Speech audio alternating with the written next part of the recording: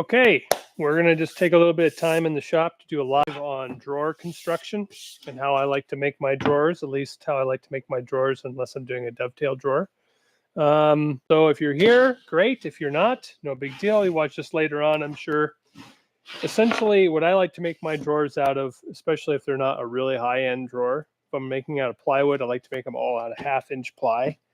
I find it's a healthy balance between a strong drawer and cost effective at the same time. We do an edge banded gold ply pre-finished maple. And I like to nail them. I use Rue glue. It's a glue that's designed to work with a porous surface and a non-porous surface. So that can mean melamine or pre-finished lacquered finish or edges and that type of stuff. So what we do is that we do both the front and the back and the bottom assembled together, and then the top and the bottom of the drawer or the sides of the drawer are then assembled after. So use 1.5-inch nails, 18 gauge. If the drawer is really wide, like this one is borderline wide, I will use, I'll countersink a screw from the bottom into the sides. In this case, I don't have to do that. I just nail along these edges, but this is kind of borderline. It's right in between. So I could drill a hole here and here and then put a screw in. I don't think I need to, especially because this is for a bedroom, kind of like a wardrobe closet type of thing. So it's not going to have a lot of weight in there. I highly doubt they're going to store their gold in these. Now, if they do, I will get a call. It says, hey, this drawer is not substantial enough, which is ridiculous because everything I make is substantial enough. So these drawers are made on the CNC, or at least cut out on the CNC. I don't have to nail these edges. I mean, I could clamp them all and it would probably be fine. But I don't see a reason to do that because the nails just hold it till the glue is in place. A few nail holes on the edge of a drawer isn't that big of a deal. If it is, the customer lets me know. I always let the customer know exactly how these drawers are going to be made, how everything is going to be made in the cabinets with all the cabinetry. That way there are no surprises.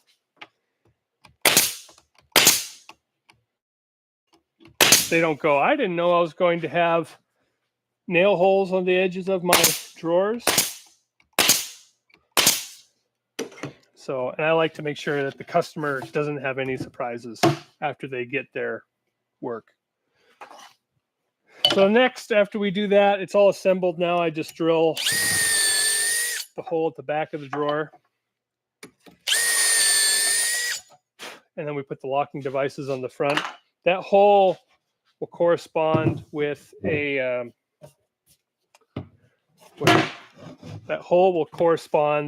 little hook that's at the very back of the drawer slide. That's what it references against. And they clip into these locking devices right here. Now, what's cool about these locking devices, or with the CNC, is that I'm able to, you can see here and here. Maybe not, actually. Let me grab another. This is a drawer bottom that I CNC'd, and you can see holes right here. Those holes correspond with the screw holes on the drawer locking device, at least. And I just have those programmed in so that all of my cabinetry have those holes. All of my drawers come with those holes already pre-made. I would do the CNC to cut these holes at the end, but they kind of overlap the bottom a little bit. And I could change the style of my drawer. I could, but there's a way that you can do that where the back, the front and the back of the drawer hang down below basically the same distance as the sides of the cabinetry. So basically there'd be a ledge all the way around, or sides of the drawer, sorry. My brain is not focusing right now.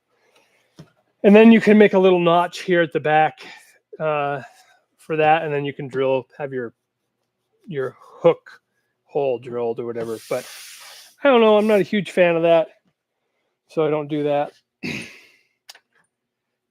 Some people do, some people don't. There are machines that are made specifically for doing that, which I think are a little silly, but whatever. Okay, so the next thing I do is I take my punches with the cabinet number and what drawer it is. So these are all going to be grain matched fronts, which means that from top to bottom, the fronts are cut out of the same piece of material so that the grain flows all the way down them. And that means that each drawer in each of the cabinets has to be at a certain spot. And then when you go to install all the drawers, you take them out and then you set them aside. And what I am doing is I am taking a punch with the number of the cabinet, 3, and then the letter of what drawer this is. So this is the C drawer. It'll be at the very bottom, and then B, and then A. So A, B, C goes through. And I'll set this off to the side and build the next one.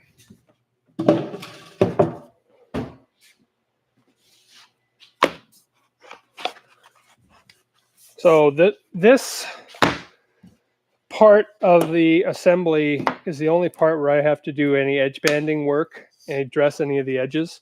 And the only reason I have to do that is because I do use pre-finished wood 1mm edge banding on all of these. I think it looks really good. That means I can give a nice radius on this edge. The only problem with that is that the scrapers in my edge bander don't do as good a job on the solid wood. They do a lot better job on PVC edge banding. The solid wood edge banding, it leaves kind of a ragged edge, which anything other than, a nice piece of sandpaper is probably going to do. So I have to hand dress some of these edges, which is way better than what I had before, where I had to hand dress every single edge of all of my cabinetry before. It was a nightmare. So I dress the edge, I apply glue, and I set it over here. That glue will not dry within the time that I am dressing the rest of these edges.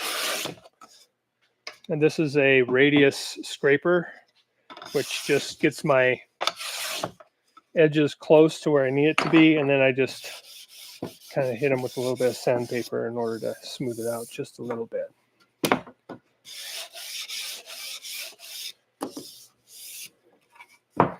Okay, and then we'll dress these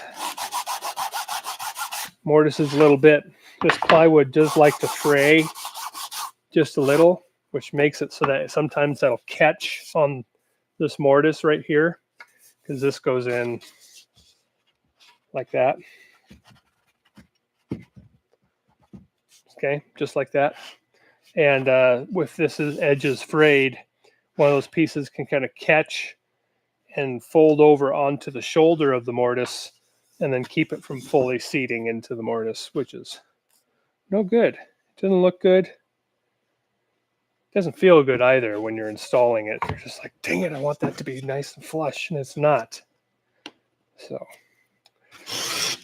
anyway, it's a pretty quick way to assemble drawers. I've estimated roughly, depending on the drawer, it takes me around 7 minutes to, if I'm not doing a YouTube live, I'm trying to explain everything. It takes me around 7 minutes to do each drawer, which I then put into my cabinet design software, and it helps me to estimate my average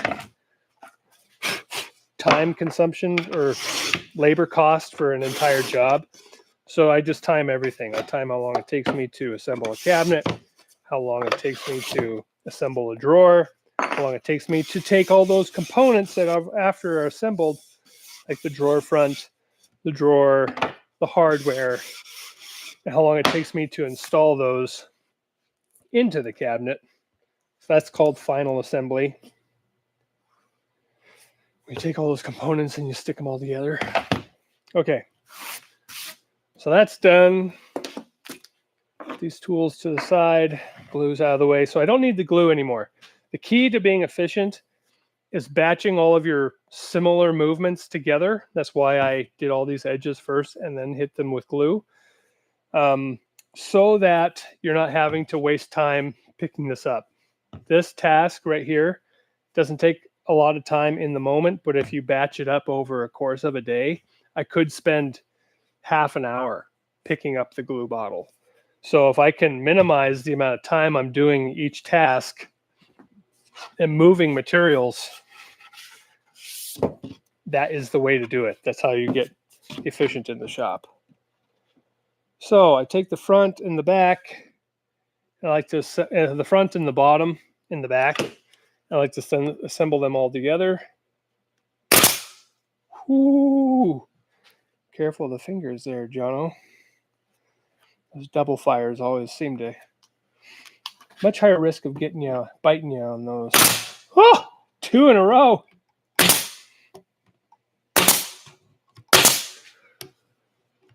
It's really important to know how to control your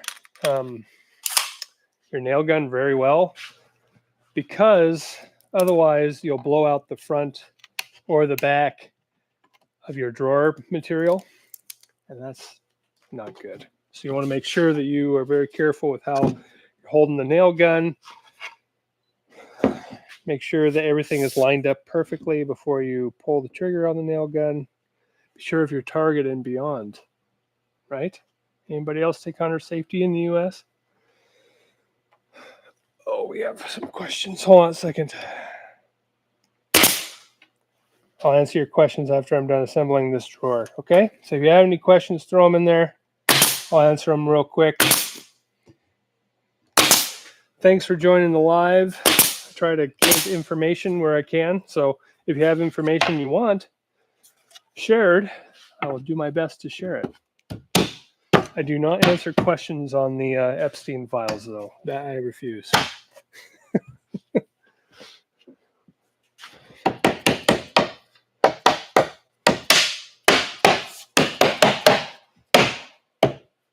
So one thing that sometimes you can miss when you're assembling these drawers, you want the dado or the groove to be nice and snug. But what you have to be careful of is I get this edge seated well, that edge seated well. Sometimes there's a bow in the middle because the center has not been seated.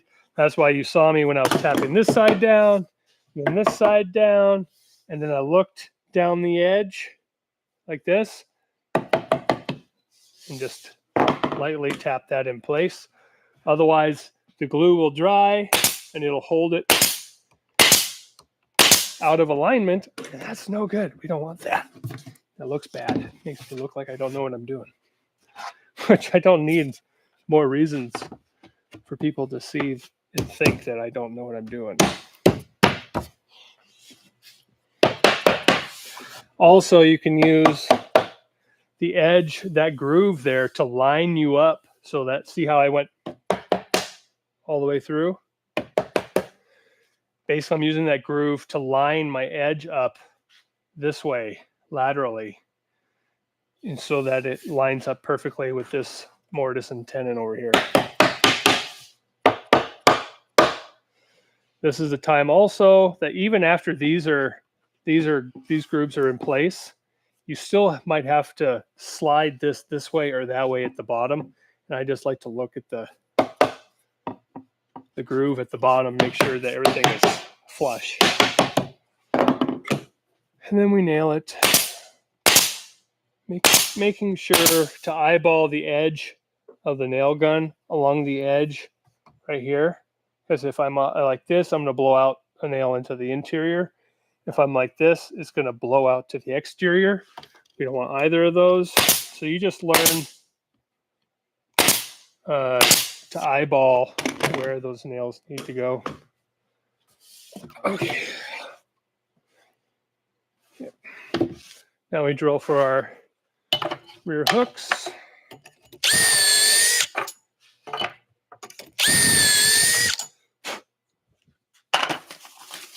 locking devices. Now, the cool thing about these locking devices is it has a little shim on them at the bottom. This thing slides up and down to lift, lower the drawer. I like to set those to the middle position. I don't know if you can see that, but this is closed. That's the middle position, and that gives me a little bit more. So when I am doing a final adjustment on my drawers, after I get the drawer front on, sometimes some things move around and you want to make sure that everything is aligned correctly.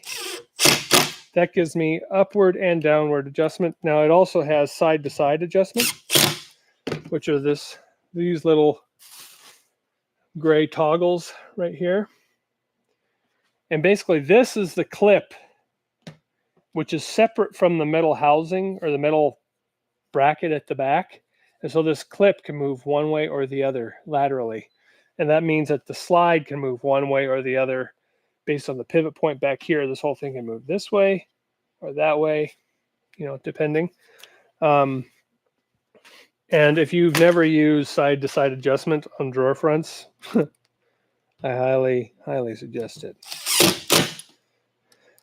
And there's also some that do side-to-side, front to back, and then up and down, 5-way adjustment. And then there's also adjustment at the back here. So in case, the front of your drawer front is tilted out at the top or tilted out at the bottom, you can adjust it by raising or lowering the drawer at the back.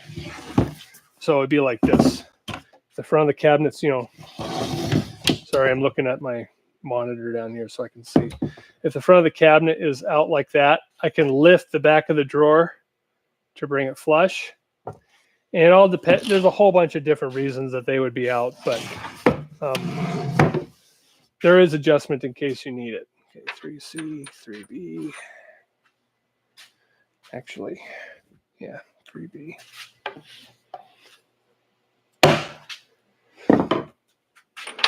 Those little punches are great. You can get them on Amazon for, I don't know, $20, something like that. I get numbers and letters with those punches. All right. We only have 1, 2, 3 more drawers to do, and then we're done. We can start assembling cabinets. All right. I was going to answer your questions. Greetings.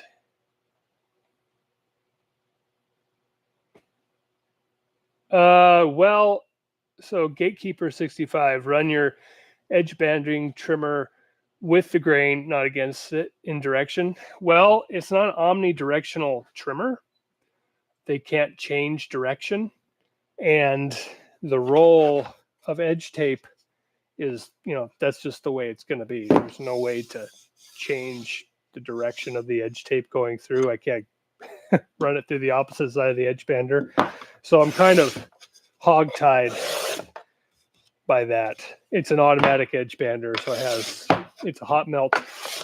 It's a great machine, an excellent machine. It just has this one little quirk where it just doesn't do very well with wood edge banding, which is understandable.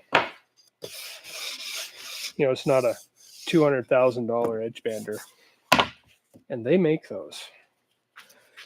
They're very, very expensive.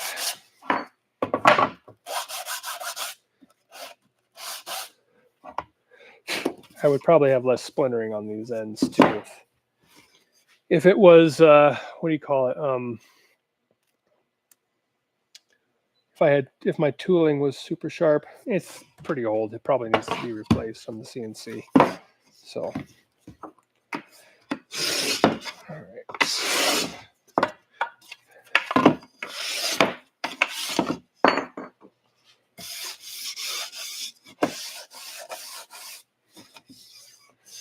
All right. Oh, I need that again.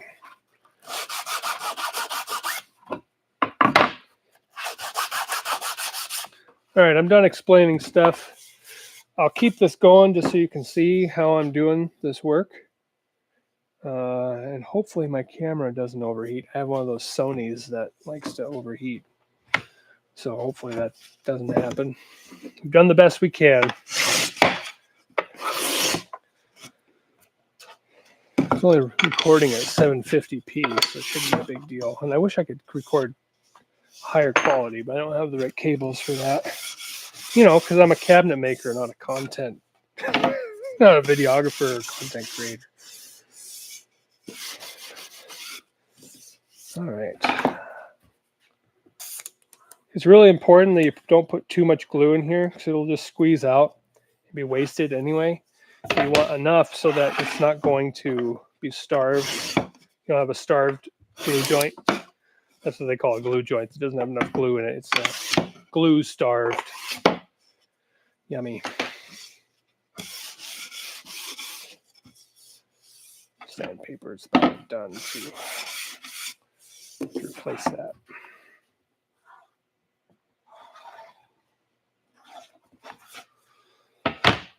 All right.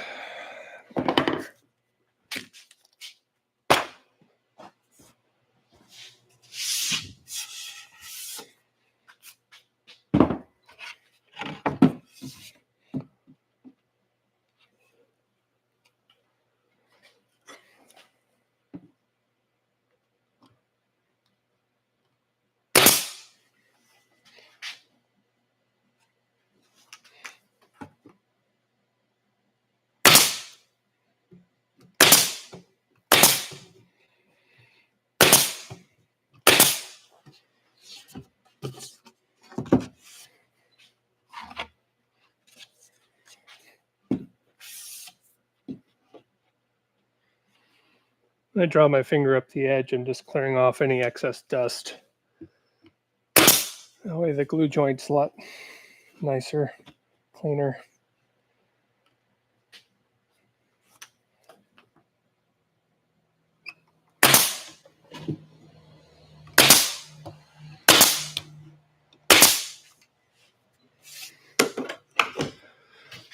All right.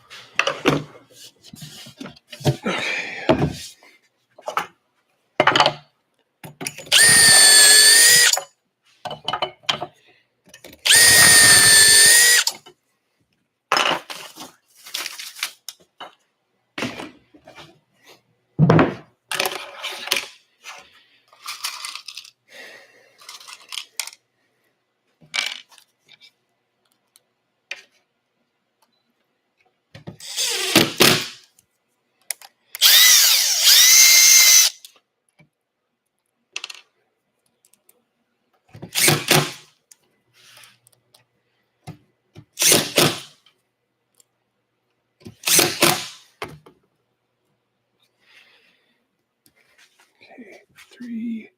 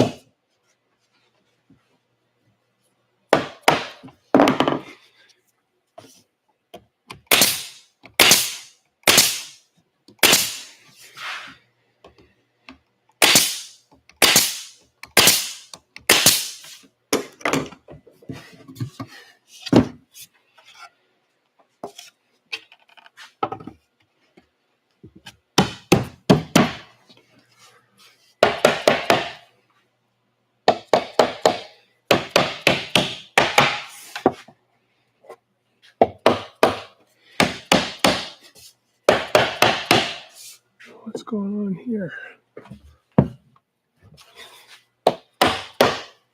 There.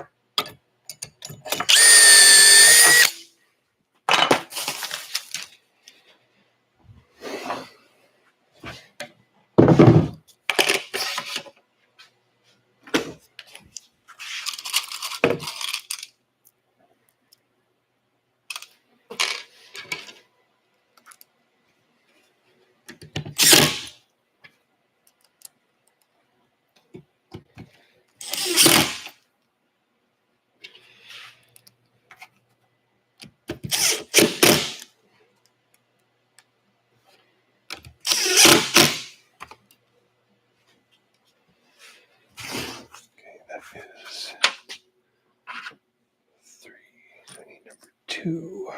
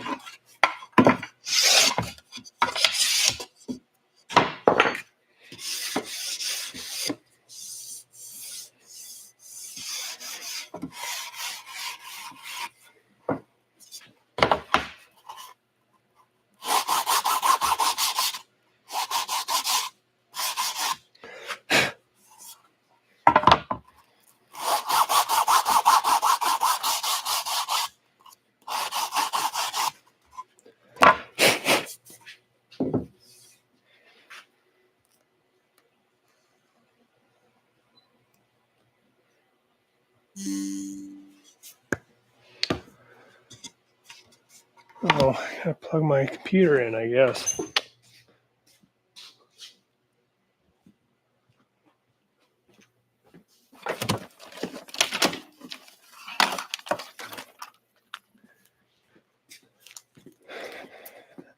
Technology, don't you just love it?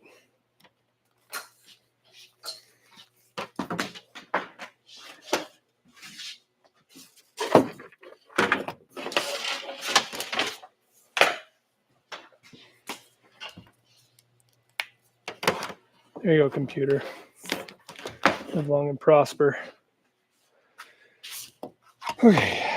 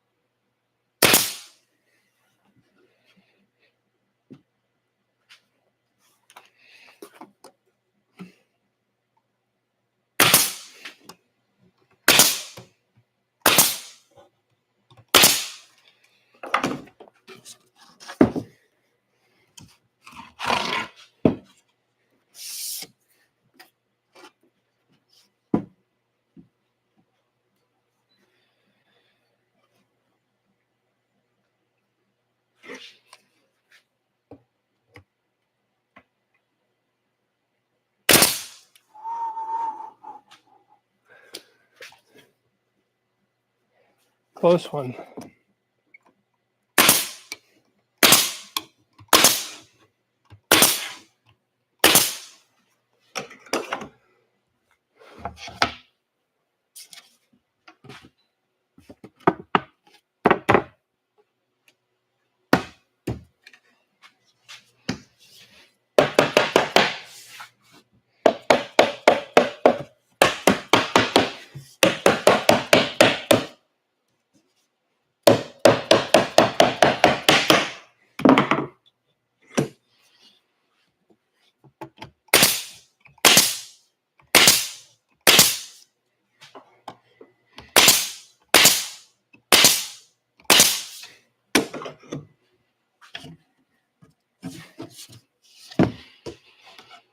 Oh, I need more nails.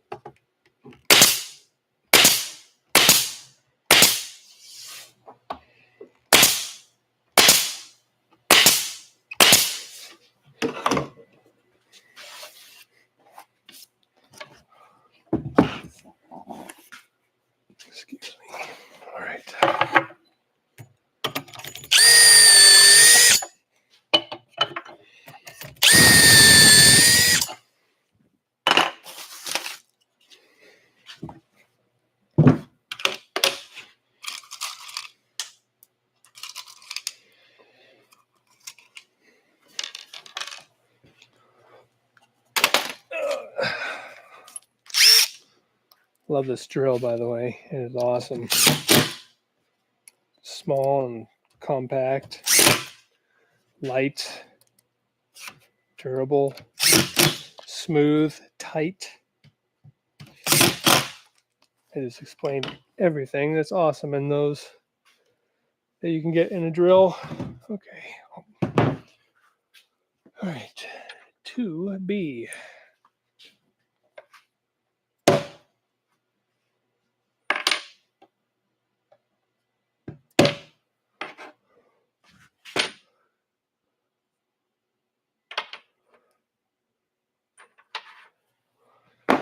And the last drawer coming up.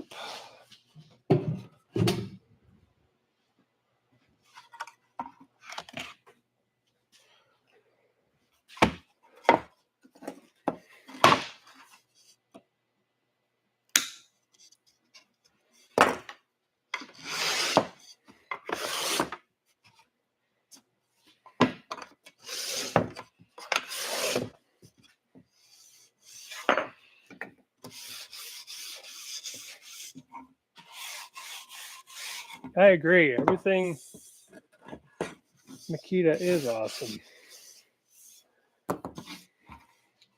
Well, not everything, but a lot of it.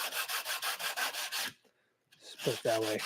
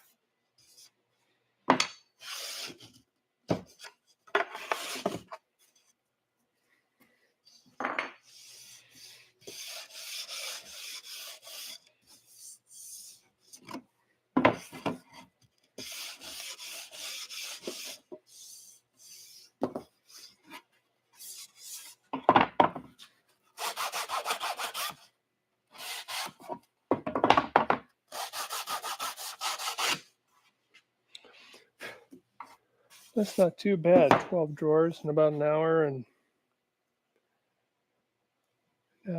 10 minutes. That's pretty good in my book.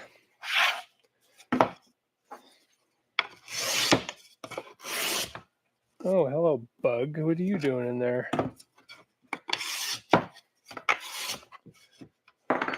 Having a good time, I'm sure.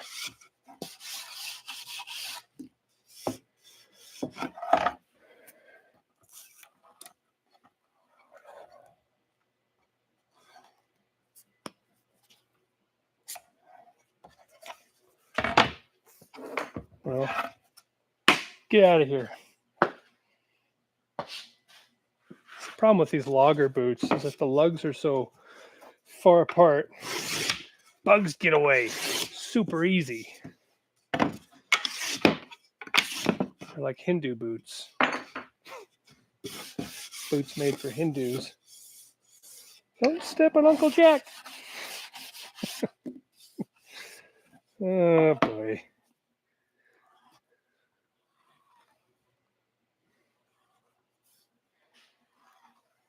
Okay. Done with that.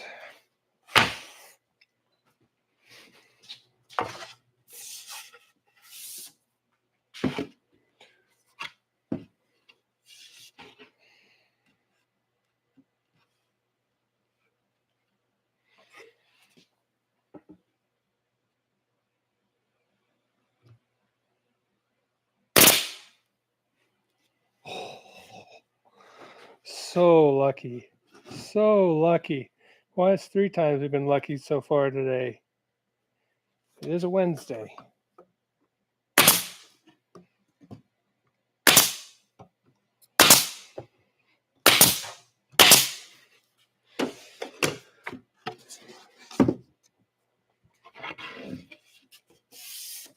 Okay, so I'll give you a little hint of what I'm doing. Some of the more subtle things I'm doing as I'm assembling these.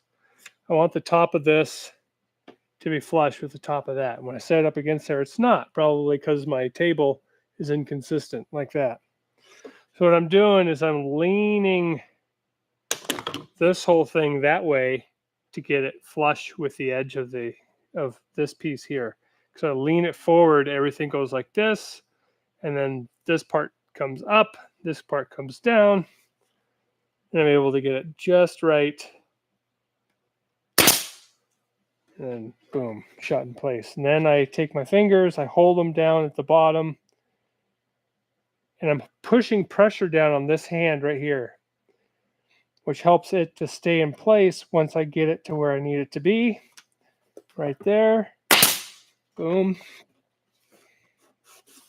And then I use my fingers to push in or to go like this to bow the edge out or in the middle areas right here. Because the top and the bottom are secure. And so I can just use my eye to look for that shadow of the edge. If it's protruding and if it goes away, then it's just right. If there's no shadow, then I know that it's perfectly flush, which it is, of course. But I use my eyes to do that. So I slowly adjust it so that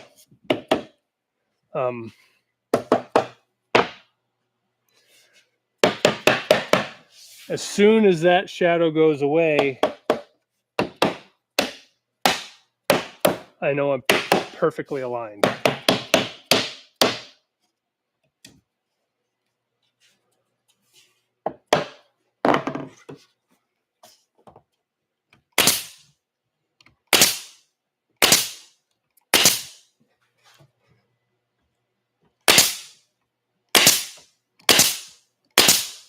I'm trying to equally space those holes, those nail holes, so it looks good. It's crazy what you can get away with exposed fastener wise when you make everything symmetrical. Because then it looks like it's on purpose, just like the guy walking into the stadium or the movie theater with a high-vis vest and a ladder. You can get in literally anywhere. It's crazy.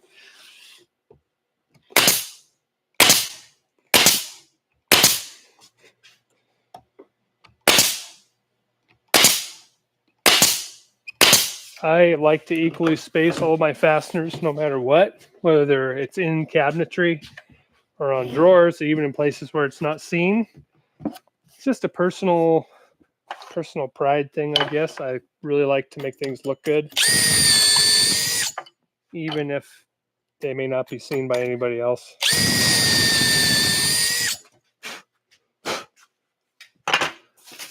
Just makes me happy. Making something look good makes me very happy. Whether it's cleaning a car or assembling cabinetry, I want it to look good. Okay. As good as it can, at least. Let's be fair. I'm not doing a high gloss finish on any of this stuff, so not that the customer would want it anyway.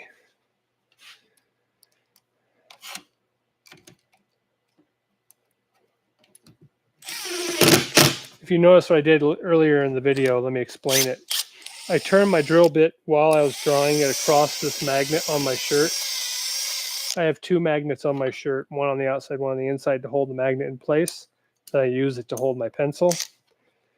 What I'm doing by drawing the bit over top of it is it's aligning all the poles of the metal inside here, which help it to be magnetized. To a certain extent, you know, it's not perfect, but it holds it in place as long as I hold the drill fairly still. And that you can do that with any drill bit. Just draw it across the magnet. Holes are in. Okay, we have the last stamp for the last drawer on this job. It's a big wardrobe built in. 12 drawers, big drawers, decent sized drawers at least. Okay, those are all ready right there. Those all staged correctly. Oh, there goes my microphone. Those are all staged, ready to go. So that way, when I am next going to be assembling all the cabinetry, I can assemble it, grab the drawers, stick them in with the hardware, and then I don't have to lift the thing back up here to put drawers in or whatever. It's very quick and easy. We like everything to be simple and efficient. So there you go. That was a drawer assembly video. If you stuck around for that, 50 minutes? Holy crap. Yeah. Hey, thanks, Jason. Very kind. Anyway, yeah, that's basically it. Thanks for joining. I'm going to end the live stream. Thank you very much, Gatekeeper65. We'll catch you on the next one. Off we go.